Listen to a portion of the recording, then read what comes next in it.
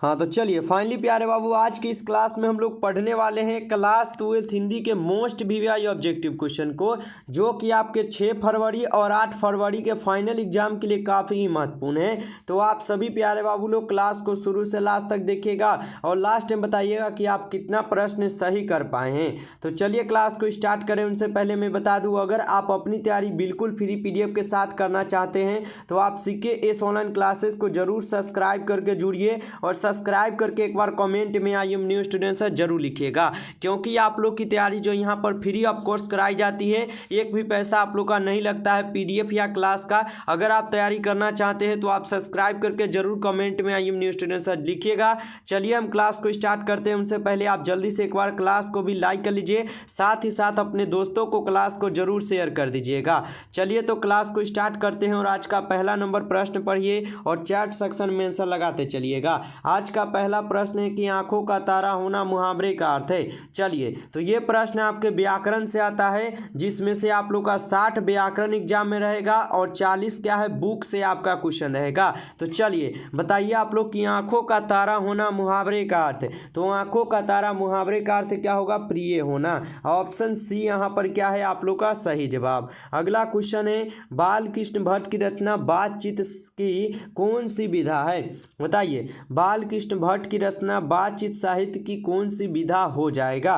ठीक है, तो आप लोग क्या लगाइएगा?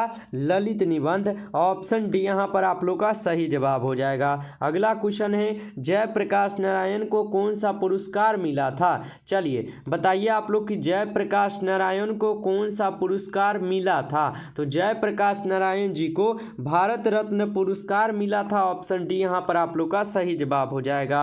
अगला क्वेश्चन है दिनकर को किस गद्य पुस्तक पर साहित्य अकादमी पुरस्कार मिला था? बताइए दिनकर जी को किस गद्य पुस्तक पर साहित्य अकादमी पुरस्कार जो है मिला था? तो उनको किस पर मिला था? संस्कृति के 4 अध्याय पर। ऑप्शन ए यहाँ पर आप लोग का सही जवाब होगा। अगला क्वेश्चन आप लोग पढ़िएगा 3 बज गए 4 बज गए 11 बज गए किस पाठ की पंक्ति है?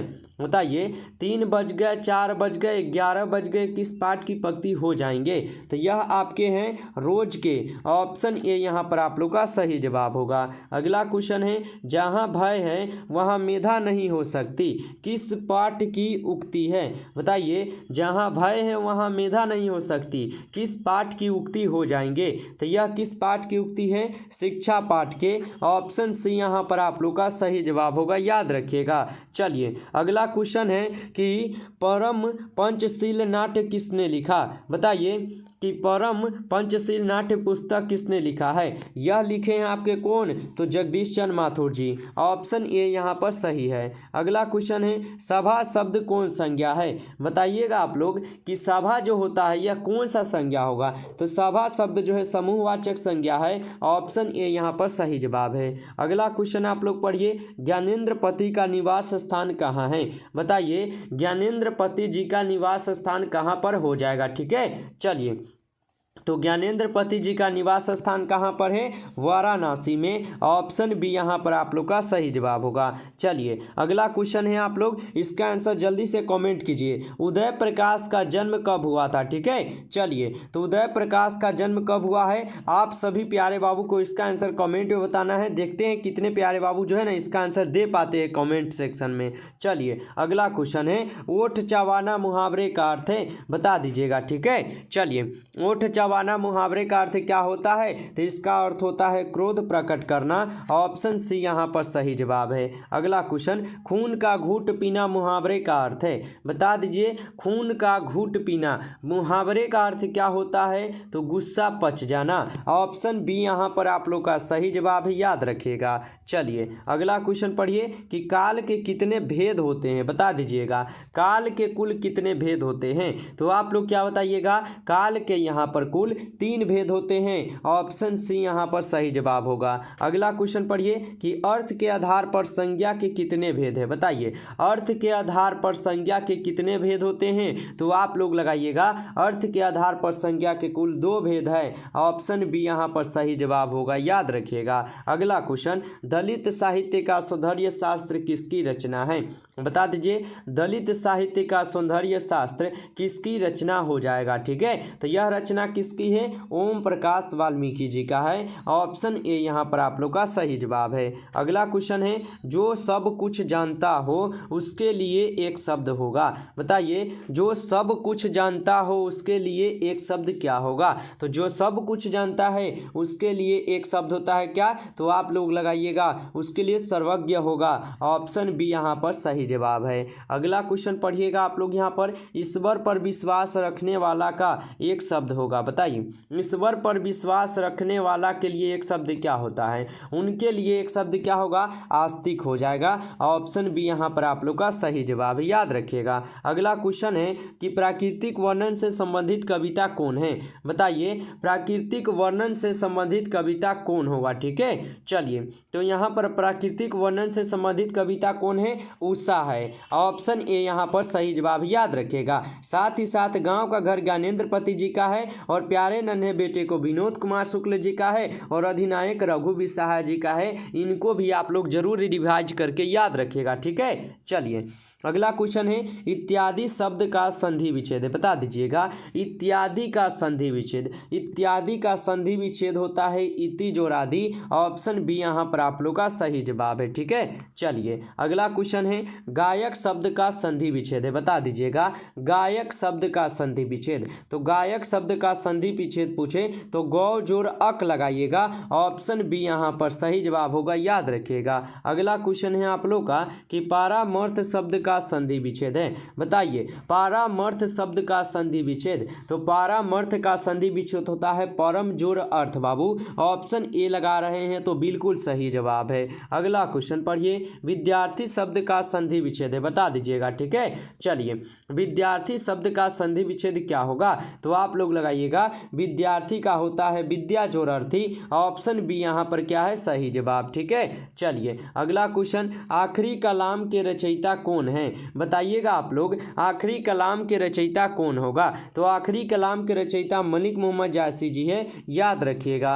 चलिए अगला क्वेश्चन, सूरदास के दीक्षा गुरु कौन थे। बताइए, सूरदास के दीक्षा गुरु कौन थे। ठीक है, तो सूरदास के दीक्षा गुरु कौन थे, मालवा क्या बाबू, महाप्रभु बल्लभाचार्य। ऑप्शन सी यहाँ पर आप लोग का सही जवाब है। अगला क्वेश्चन पढ़िएगा, तुलसीदास ने कितने वर्ष तक अध्ययन किया है। बताइए, तुलसीदास ने कितने वर्ष तक अध्ययन जो है ना किए हुए हैं, तो वह कुल कितने वर्ष तक अध्ययन किए थे, 15 वर्ष तक। ऑप्शन ए यहाँ पर सही जवाब है। अगला क्वेश्चन पढ़िएगा कि भक्ति विमुख जे धर्म सो अधर्म करी गए, किस कवि ने कहा है। बताइए, भक्ति विमुख जे धर्म सो सब अधर्म करी गए, किस कवि ने कहा है। तो यह कौन कहे हैं, नाभादास जी। ऑप्शन सी यहाँ पर सही जवाब हो जाएगा। चलिए अगला क्वेश्चन है, भूषण की भाषा कौन थी। बताइए, यहाँ पर भूषण की भाषा जो ना कौन हो जाएगा, तो भूषण के यहाँ पर जो भाषा है वह है आपके ब्रज भाषा। ऑप्शन ए यहाँ पर सही जवाब है। अगला क्वेश्चन है, चंद्रगुप्त नाटक के नाटककार कौन है। बताइए, चंद्रगुप्त नाटक के नाटककार जो है आपके जयशंकर प्रसाद जी है। ऑप्शन ए यहाँ पर आप लोग का सही जवाब होगा। अगला क्वेश्चन पढ़िए कि किसकी रचना है, आज दिशाएं भी हंसती है उल्लास विश्व पर छाया मेरा खिलौना क्या है, खोया हुआ खिलौना अब तक मेरे पास न आया। बताइए, यह किसकी रचना है कि आज दिशाएं भी हंसती है, उल्लास विश्व पर छाया मेरा खिलौना, यहाँ पर क्या है, मेरा खोया हुआ खिलौना अब तक मेरे पास न आया। यह तो आपको पता होगा अच्छी तरीके से, सुभद्रा कुमारी चौहान की है जो पुत्र वियोग के कारण है। ठीक है, चलिए अगला क्वेश्चन, निम्न में से गजानन माधव मुक्तिबोध की रचना कौन है। बताइए, निम्न में से गजानन माधव मुक्तिबोध की रचना कौन है, एक बार आप लोग अच्छे से बता दीजिएगा। ठीक है, चलिए तो हार जीत अशोक वाजपेयी जी का है, जन जन का चेहरा एक, जो कि गजानन माधव मुक्तिबोध जी का है। ऑप्शन बी यहाँ पर आप लोग का सही जवाब, याद रखिएगा। गांव का घर ज्ञानेंद्र पति, अधिनायक रघुवीर सहाय। ठीक है, चलिए अगला क्वेश्चन, अशोक वाजपेयी का मूल निवास स्थान कहाँ था। ठीक है, तो अशोक वाजपेयी जी का मूल निवास स्थान अगर आपसे पूछे तो आप लोग लगाइएगा सागर मध्य प्रदेश में। ठीक है, ऑप्शन ए यहाँ पर आप लोग का सही जवाब हो जाएगा। चलिए अगला क्वेश्चन है मित्रता शब्द कौन संज्ञा है। मित्रता शब्द, मित्रता जो शब्द है ये आपके भाववाचक संज्ञा है। ऑप्शन बी यहाँ पर सही जवाब है। अगला क्वेश्चन है आप लोग का कि चतुरानन शब्द में कौन समास है, बताइए। चतुरानन शब्द में कौन समास होता है, बहुब्रीहि समास। ऑप्शन ए यहाँ पर सही जवाब है। अगला क्वेश्चन है रोग पीड़ित शब्द कौन समास है, बता दीजिए। रोग पीड़ित शब्द जो है तत्पुरुष समास होते हैं। ऑप्शन ए यहाँ पर सही जवाब है। अगला क्वेश्चन आयात शब्द का विलोम है, ठीक है। चलिए, तो आयात शब्द का जो विलोम होता है वह होता है निर्यात बाबू। ऑप्शन सी लगाए हैं तो बिल्कुल सही जवाब है। चलिए, अगला क्वेश्चन है नास्तिक शब्द का विलोम है, बताइए। नास्तिक शब्द का विलोम क्या होगा,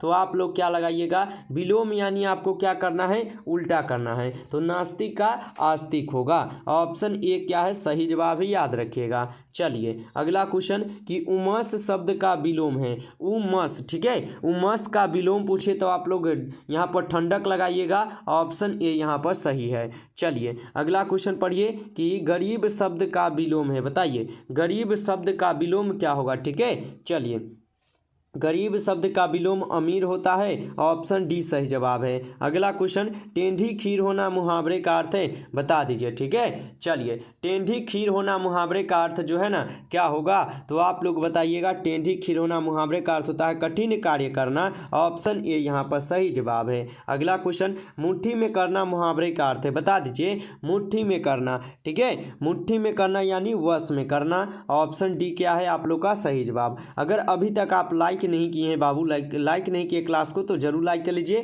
चैनल पर पहली बार जुड़े हैं तो सब्सक्राइब आप जरूर करके जुड़े रहिए, ताकि आपके पास जो है ना सभी क्लास का नोटिफिकेशन टाइम पर पहुंच जाए और आप सबसे पहले उस क्लास को पढ़ सके। इसलिए सब्सक्राइब जरूर करना है और अपने दोस्तों को भी शेयर करना है क्लास को। अगला क्वेश्चन हंसी खेल समझना मुहावरे का अर्थ है, बताइए। हंसी खेल समझना मुहावरे का अर्थ क्या होगा, इसका अर्थ होता है बाबू साधारण काम समझना। ऑप्शन सी यहाँ पर सही जवाब है। अगला क्वेश्चन है बीजक के कवि का नाम क्या है, बता दीजिए। बीजक के कवि का नाम पूछे तो कबीरदास लगाइएगा। ऑप्शन ए यहाँ पर सही जवाब है। अगला क्वेश्चन तिरंगा शब्द कौन समास है, बताइए। तिरंगा जो शब्द है यह आपके कौन समास है, द्विगु समास। ऑप्शन ए यहाँ पर सही जवाब है। अगला क्वेश्चन है मोहन राकेश का जन्म कब हुआ था, बताइए। मोहन राकेश जी का जन्म कब हुआ था, इनका जन्म हुआ था 1925 ईस्वी में। ऑप्शन सी यहाँ पर आप लोग का सही जवाब है। अगला क्वेश्चन पढ़िएगा दूसरी परंपरा की खोज पुस्तक के रचनाकार कौन है, बताइए। दूसरी परंपरा की खोज पुस्तक के रचनाकार कौन होंगे, तो दूसरी परंपरा के खोज पुस्तक के रचनाकार नंबर सिंह है। ऑप्शन ए यहाँ पर सही जवाब है। अगला क्वेश्चन पढ़िए जायसी की सर्वश्रेष्ठ रचना कौन सी है, बताइए। जायसी जी की सर्वश्रेष्ठ यहाँ पर रचना है जो कौन हो जाएगा, तो पद्मावत है। ऑप्शन ए यहाँ पर सही जवाब है। अगला क्वेश्चन पढ़िए नंबर सिंह किस पत्रिका के संपादक रहे हैं, ठीक है। चलिए, नंबर सिंह किस पत्रिका के संपादक रहे हैं, तो आप लोग लगाइएगा आलोचना के। ऑप्शन सी यहाँ पर सही जवाब होगा। अगला क्वेश्चन हिंदी साहित्य का सूर्य किसे कहा जाता है, बता दीजिए। हिंदी साहित्य का सूर्य किसे कहा जाता है, सूरदास को जो है हिंदी साहित्य का सूर्य कहा जाता है। ऑप्शन बी यहाँ पर सही जवाब होगा। अगला क्वेश्चन पढ़िएगा ऊंट के मुंह में जीरा मुहावरे का अर्थ है, बताइए। ये प्रश्न आपके लिए बहुत ही ज़्यादा रहेगा खास। ऊंट के मुंह में जीरा मुहावरे का अर्थ क्या होता है, अधिक खाने वाले को कम खुराक। ऑप्शन सी यहाँ पर सही जवाब है। अगला क्वेश्चन है कान काटना मुहावरे का अर्थ है, लगाइए आप लोग आंसर। कान काटना मुहावरे का अर्थ क्या होता है, तो चतुर होना। ऑप्शन बी क्या है, सही जवाब है। तो फाइनली प्यारे बाबू हम लोग आज की इस क्लास में कुल 50 क्वेश्चन को कंप्लीट किए पढ़कर, और ये सभी क्वेश्चन आपकी परीक्षा के लिए काफ़ी इंपॉर्टेंट थे। यदि आपको ये क्लास अच्छा लगा हो तो जरूर क्लास को लाइक कीजिए। चैनल पर पहली बार जुड़े हैं तो सब्सक्राइब बिल्कुल ही करके जुड़ जाइए, और सिक्के ऑनलाइन क्लासेस से आप डेली यहाँ पर तैयारी कीजिए। और यहाँ से पीडीएफ जो है ना बिल्कुल फ्री में लेकर अगर पढ़ना चाहते हैं तो सब्सक्राइब करके जरूर जुड़िए और अपनी तैयारी पूरा कीजिए, ठीक है। तो अपने 5 दोस्त को आप इस क्लास को शेयर जरूर कर दीजिएगा, ताकि आपके जो भी दोस्त होंगे यहाँ से पढ़कर अपनी तैयारी कर सकते हैं पूरी, वो भी बिल्कुल फ्री पीडीएफ के साथ। तो आप चैनल को जरूर आप सब्सक्राइब कर लीजिए। लीजिए और अपने दोस्तों को शेयर कर दीजिए और सब्सक्राइब करके PDF के लिए मैसेज कर लीजिए 962 18 834। ठीक है, तो नए हैं तो सब्सक्राइब करके इस नंबर पर आप PDF के लिए मैसेज जरूर कर लीजिएगा। चलिए फिर मिलते हैं नेक्स्ट क्लास में, तब तक के लिए जय हिंद जय भारत। सभी प्यारे बाबू जो है मन लाकर पढ़ाई करते रहिए।